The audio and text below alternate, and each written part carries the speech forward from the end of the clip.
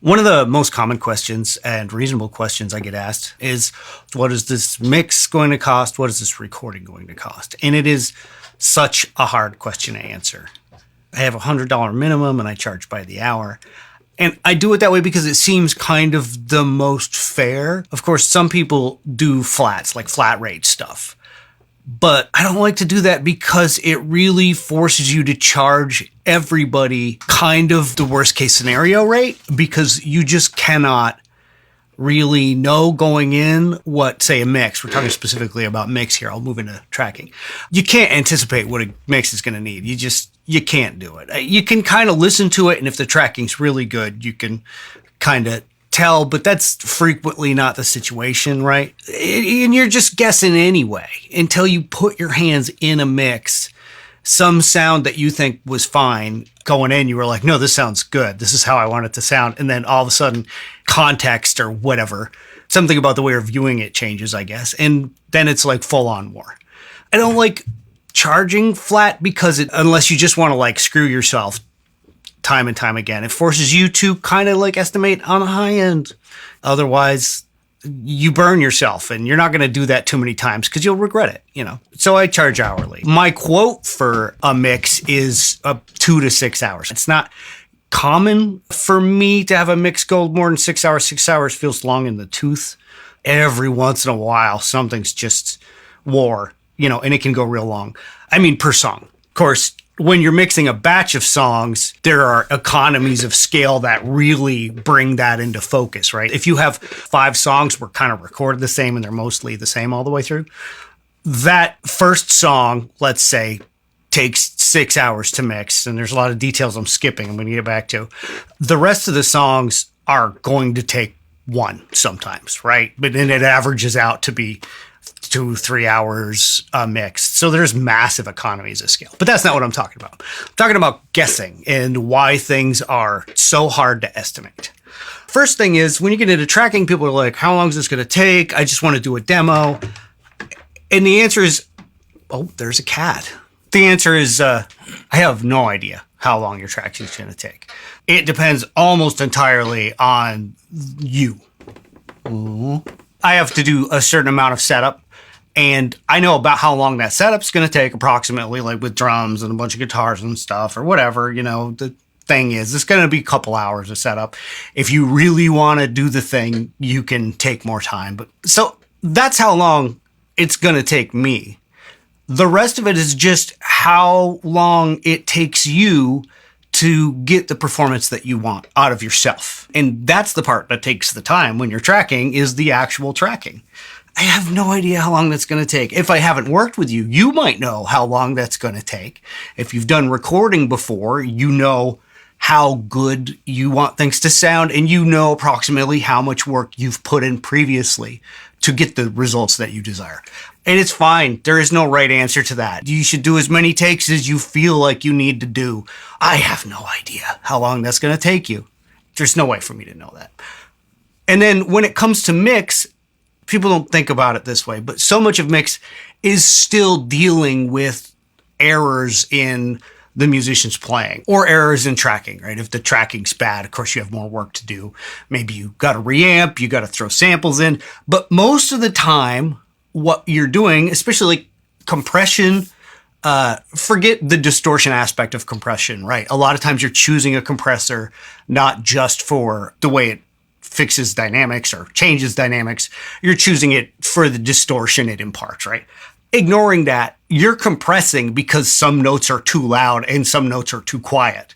That is a correction of performance. A perfect musician in a perfect world, they play everything as loud as it needs to be. They mix each note on the guitar so that the notes they want heard get heard in the way they want them to be heard. So even EQ is frequently a performance correction because people with bad touch, they just don't have as good a tone and stuff like that.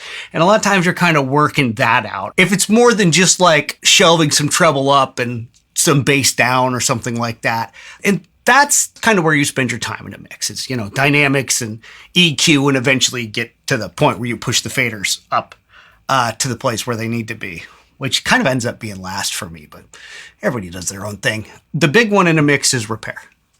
Repair is very expensive. The lesser of these repairs actually being like drum replacement, which is not that big a deal.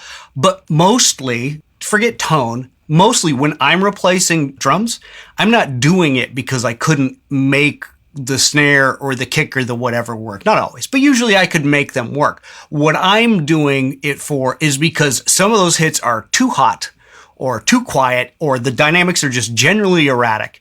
And I can correct that, right, with compression. That's what that's for. But the tonal cost of the amount of compression I need is too great, right? It impacts the sound too much in a negative way. We lost Greg. He ran away. Actually, I had to move, and he was disappointed in me for that. Anyway, because the cost of the amount of compression that I feel is necessary to get it, whatever the piece is, to sit where I want it to sit and where I'm not losing some kicks or some snares are just like popping your ears out and others are just hiding in the mix or whatever instrument it is, it's the same. That's why I'm replacing. I always make samples of a kit that I'm recording, so I try to replace with samples from that kit in that session if at all possible. But again, this is the cost of a suboptimal performance, right?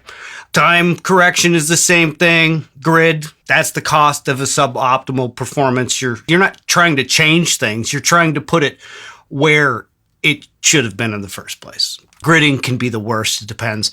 Tuning's not that bad. It could be quick, or even just like a light dusting of auto-tune.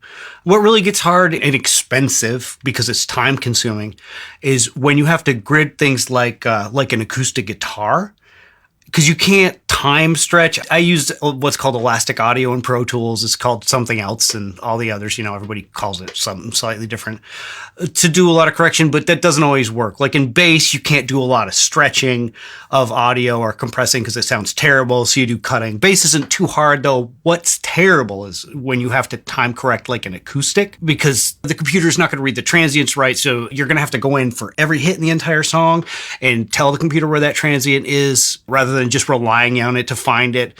And depending how far somebody is off and you try to like auto fix something, the computer will just put them in the wrong place if they're off too far, depending on a number of settings that you have control over.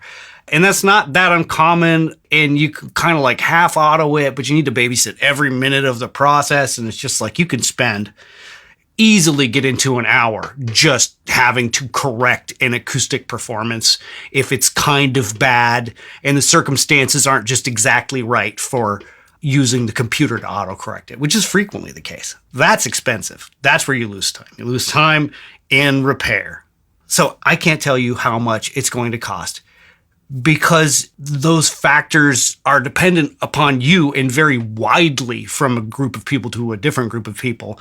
And I don't want to overcharge 9 people so that I don't get my ass cooked on the 10th, right? That's just the determination I've come to. A lot of people do it differently. So yeah, if we've ever worked together once, or even if you have other prior recording experience with somebody else, you're going to have a pretty good idea of how it works for you. I guess that's the point I haven't really got to, the broad point that it is such an individual process, not just how long things take, but even how you approach all of the same jobs that happen in recording a song. You approach them differently with different people because it just works better for them. So it is a wildly individualized experience. Every one of them is different. And you see other people record songs and sometimes you'd be like, why would they do it that way? That's just what works for them. And that's all that matters, right? This is a recap from me. I don't know how long it's going to take. I can't know. I can know once I've worked with you. I will say this. It's probably going to take less time with me than it takes with other people. I've seen people make finished sounding albums for $300. And I have seen people frequently spend $500 per song. We just have to find out. But can I tell you exactly what you want to know? No. I don't know how to be fair without charging based on time. And I don't know how to estimate time on a project with people I've never worked with before. It's impossible to do. So, good luck.